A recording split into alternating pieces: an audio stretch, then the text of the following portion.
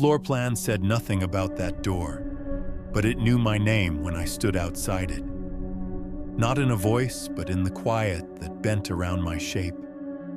It started as an accident. A clipboard dropped, a misplaced key, a hallway light staying on too long. We laughed about it, those of us who worked the night shift. You had to laugh, or the silence would settle in too deep, like water in the lungs of someone still trying to explain. Florida State Hospital. Wing B. Most staff don't even know Wing B exists. No signage, no clock-ins, no exits on the map. Just a locked service elevator that smells like warm dust and only opens when the other one is already in use. That's the first thing I remember. The elevator door refusing to close no matter how many times I pressed the button. And when I finally gave up and stepped away, the other door opened across the hall, like it had been waiting for me to lose patience. Inside, there were no buttons, just a lever, rusted flat against the panel. I pulled it without meaning to. It wasn't curiosity, it was momentum. Like when your foot presses the gas before you even think of slowing down. It didn't go down or up. I don't think it moved at all. But when the doors opened again, the air felt 10 degrees colder and everything smelled faintly of copper and wool. The hallway outside was exactly the same and completely different. Like a dream you had as a child that somehow grew up without you. I didn't report it. I just went back to my rounds. But the next night, the same thing happened. Then again, and again. And the hallway began to look more lived in. A trash can that hadn't been there before. A set of file boxes labeled "Our Conditioning." And one light, always flickering, like it was trying to blink a warning in Morse but hadn't learned the language yet. I thought maybe I was overtired. Shift fatigue can fold time in strange ways. You forget what day it is. You start hearing the end of thoughts before you finish thinking them. But then I found the chair, an old wheelchair. No dust, no tag. But the seat cushion was warm. I know how insane that sounds, but warmth is different in an abandoned hallway. It doesn't belong. It means someone left just before you arrived. I asked Harris, the floor supervisor, if we were storing old equipment anywhere off books. He didn't answer, just stared for a second too long, and then told me not to go near the elevator after midnight. He didn't ask how I knew, didn't pretend he didn't know what I meant. He just said it like he'd been waiting for someone else to bring it up. That night, I brought my phone. Not to record, just in case something happened. But when I entered the elevator, the screen went black. Not off, not dead, just black. Like it had lost interest in reflecting anything. When I came back up, because I did come back up, I think, I had 3 new voicemails, all from my number, all exactly 9 seconds long, all just breathing. I didn't sleep. I tried, but the room felt too symmetrical, and I remembered something Harris said once in passing. Rooms where symmetry gets too perfect, that's where the mind goes to seed. The next day, I dug into the archives. Not the digital records. Those are scrubbed. I mean the paper logs, basement level, beneath admin, where the mold thickens the air and every second box is labeled deprecated. Wing B was real. Originally built in 1964 as part of a quiet expansion to house non-persistent memory trials. Patients who couldn't form new memories, or patients who had them removed, depending on which year's records you believe. There were redacted memos from something called Sub-Project Trillium. No description, just timestamps and biometric charts. Pulse rates spiking at 4:11 a.m. every night.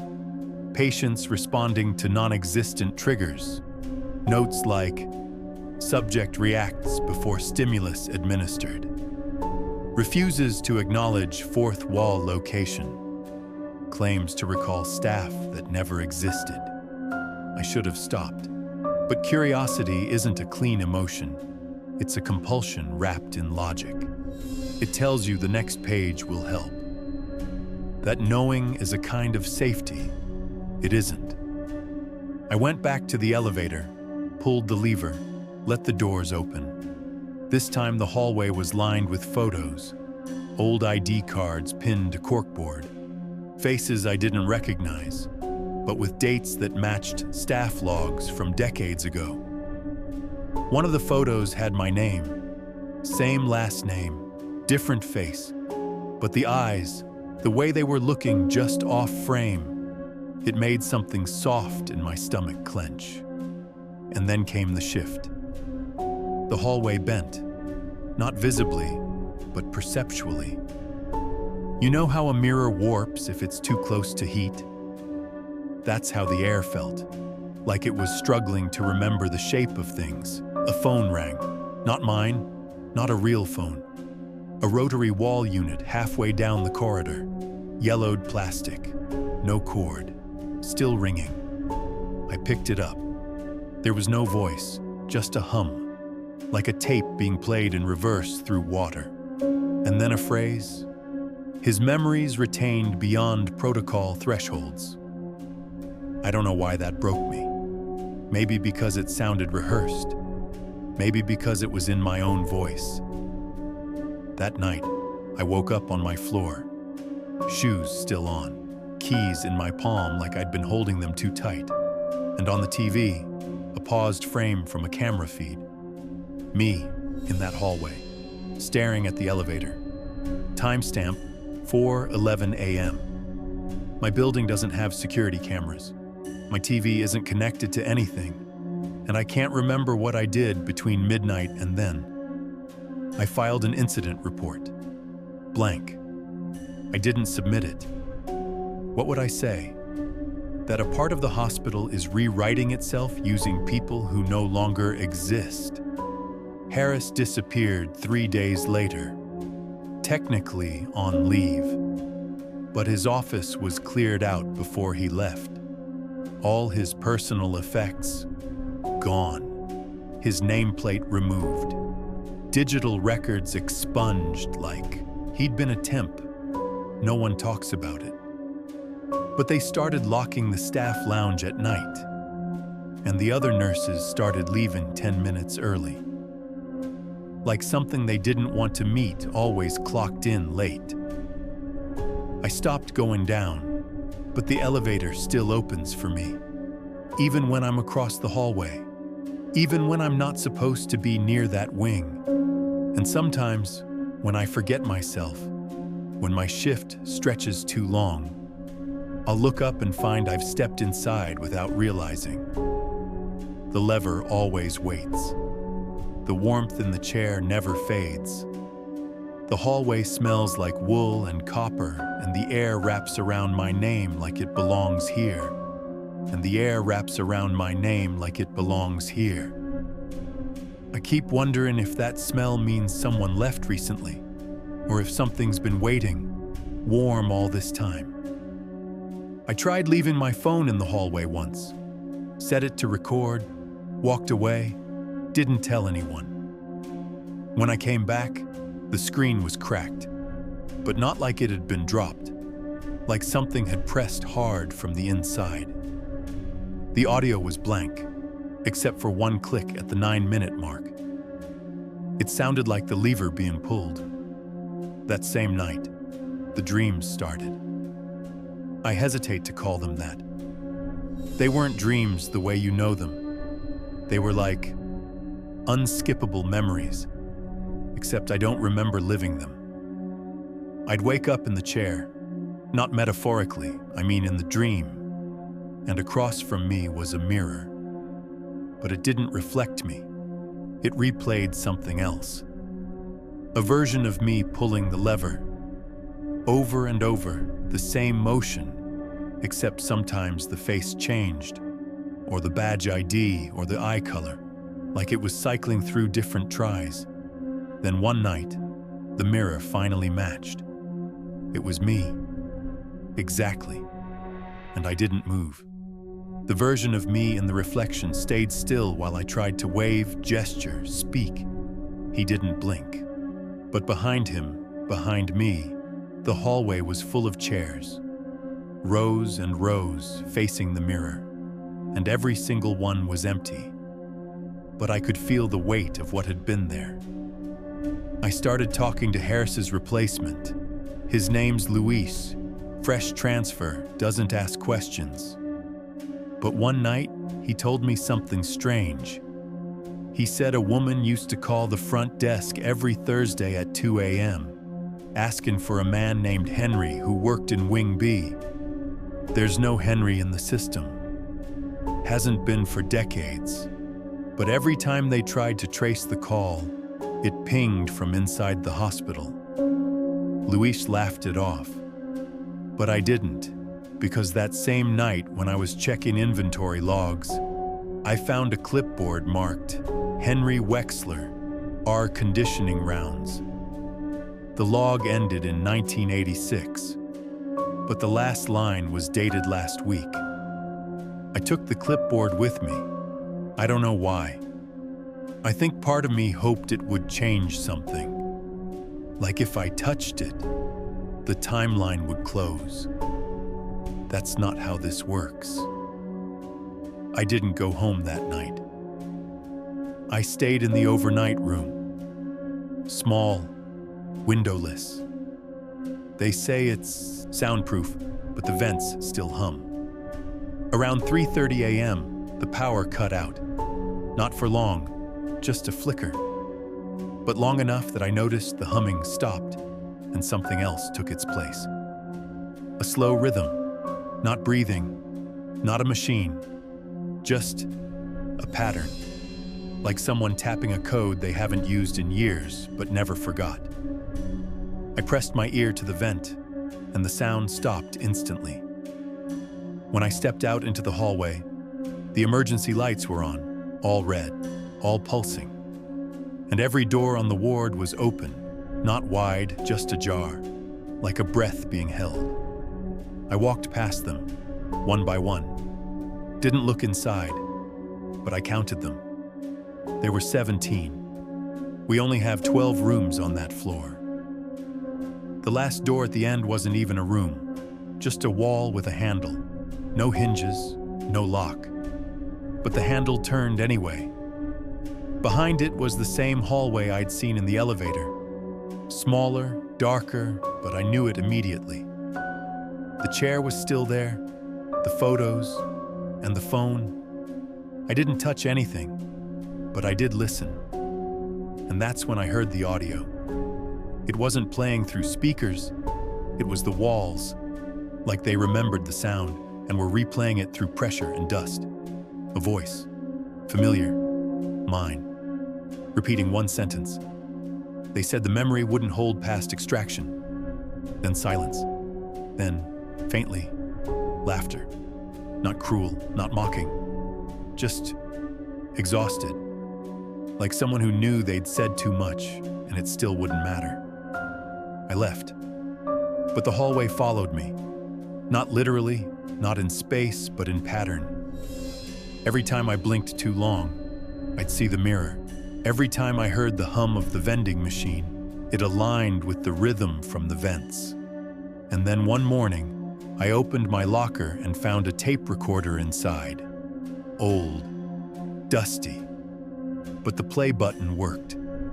I pressed it, the tape clicked and played static. For 6 seconds, then a voice. Not mine, but reading something. A list. Subject 0142. Emotional suppression, incomplete. Memory barrier breach, confirmed. Reintroduction cycle, failed. Schedule for final retention trial. Then silence. I played it again. Same static, same voice, but this time, a different ending. 0142 initiated lever contact outside designated interval. Memory bleed imminent. Recommend archival. That word, archival, stuck with me.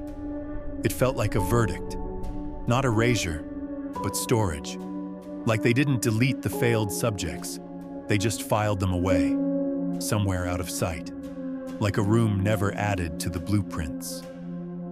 I searched for 0142. Only found one reference, a page from a medical trial in 1983, labeling the subject as retention positive. Do not loop. I think that means they remembered too much. I think that means me. I tried to quit, submitted my resignation, didn't even wait for a response. But when I tried to badge out at the gate, it beeped red and said, "Access not recognized." I went to HR the next day. The woman at the desk looked confused. Told me there's no record of my employment, no ID number, no contract. Just a name listed under rotational observers. That category doesn't exist. Not in any staff log I've ever seen. I asked her if I could see the listing. She printed it, handed it to me. It had my name and a note beside it. Observation complete. Archive pending. I didn't say anything, just walked out. I've tried everything since then, different badges, old contacts, back entrances, but the building shifts. The wings rotate like it's built on a carousel you can't see unless you're outside of it. I watched it once from the roof across the street. At exactly 4:11 a.m., Wing B lights up, even though no power is routed there. Just one window glowing faintly orange. Same window, every night, then gone.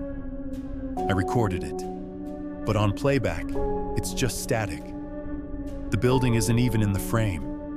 The reflection, though, my own face in the glass, was staring at something behind me. I've stopped trying to prove it, because the moment you try, the moment you speak it aloud, the system adjusts. It rewrites the route.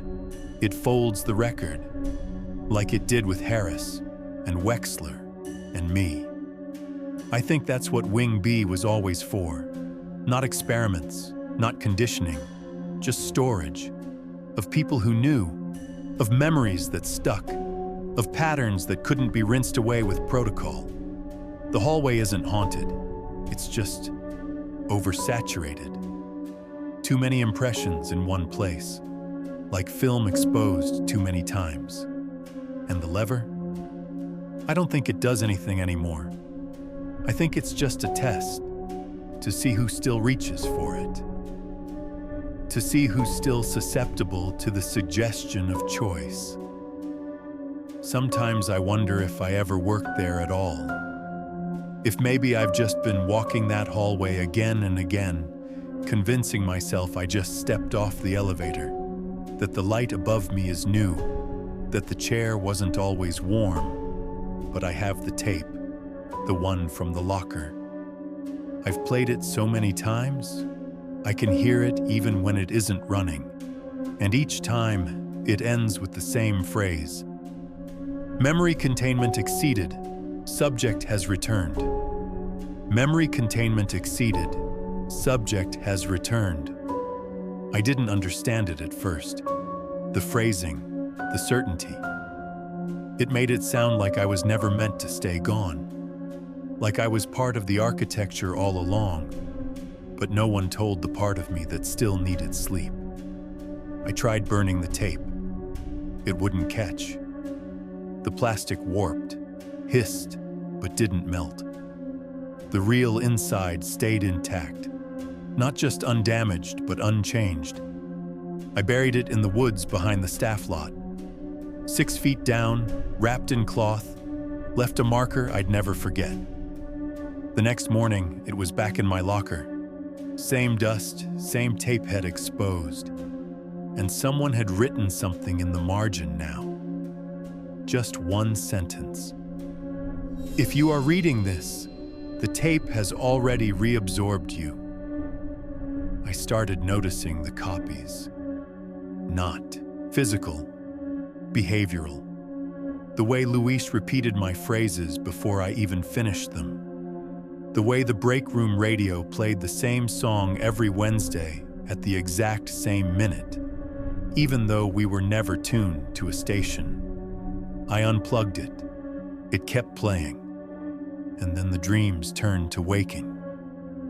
I would blink and find myself mid-sentence, writing on a form I didn't remember beginning, typing reports about rooms I hadn't entered, all signed with my name, my handwriting, but in ink I don't own. I called my sister, asked her if I'd been acting strange.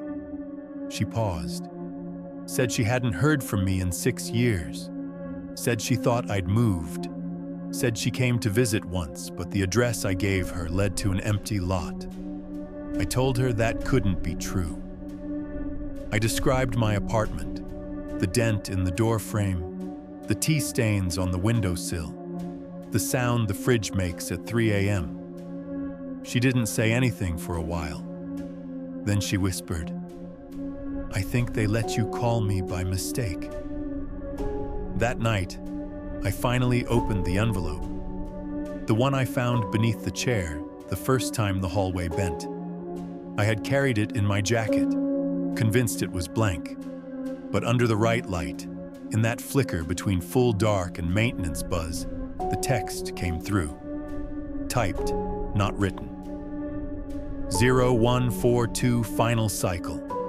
If breach continues beyond recall window, subject will self-archive. I didn't know what that meant, but I felt it, like something hollow forming behind my ribs. I went to the mirror, the one in the back hallway, the one no one else uses, and I watched. Not myself, but the version I'd seen in the dreams, still, calm, focused. He blinked once, then reached into his pocket and pulled out a recorder. I didn't recognize it. Not by make, not by model, but when he pressed play, the audio matched mine perfectly. Same tape, same breath, same static. Then he looked up and said, "Not to me, but through me. You've played this far enough to know the exit doesn't work." I backed away. The mirror stayed lit, even after I left the hall, even after I turned every light off behind me. And when I passed the admin desk, the receptionist didn't look up. She just whispered, without moving her lips, "No one leaves without forgetting."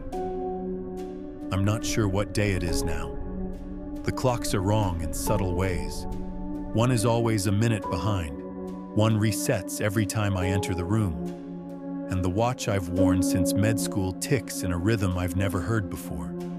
Not fast, not slow, just unfamiliar, like it's sinking to something beneath the surface. I retraced my steps, tried to find the moment this all began. Was it the elevator, the file, the dream, or was it earlier? Maybe I never started working here. Maybe I've always been down there, looping, observing, recording. Maybe this monologue, this voice, isn't even mine anymore. Maybe I'm just reading the words, the last version of me left behind. And if that's true, if you're hearing this now, if this recording has surfaced, then I failed the cycle. Then I remembered too much. And now you're next. Because that's how it spreads. Not like a virus, not like madness, like architecture. Like a floor plan that rearranges itself to include your shape just long enough to absorb you. You won't know at first. You'll think your fridge hums differently.